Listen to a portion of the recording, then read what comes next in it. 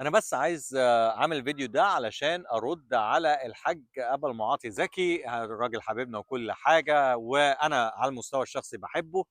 ولكن هو قال كلمة في فيديو إنه هو الكابتن إبراهيم سعيد ما ينفعش يحصل معاه كده، علشان ده هو نجم ولازم الناس كانت تُقف معاه علشان ما يحصلش معاه كده. أنا باختلف في النقطة دي مع أبو المعاطي زكي، لأن النجم لازم يتعامل زيه زي المواطن، مش معنى إن أنت نجم يبقى أنت فوق القانون، لأ،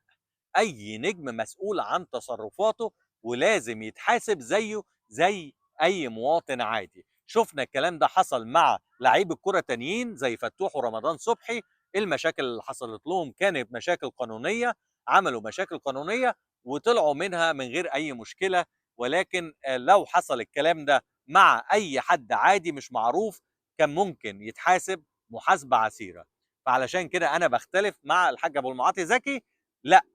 أي نجم لازم يتحاسب زيه زي أي مواطن عادي، علشان كده حبيت أقول لكم وأشارك معاكم ونشوف رأيكم. استنونا في حلقة جديدة في الكورة معاك.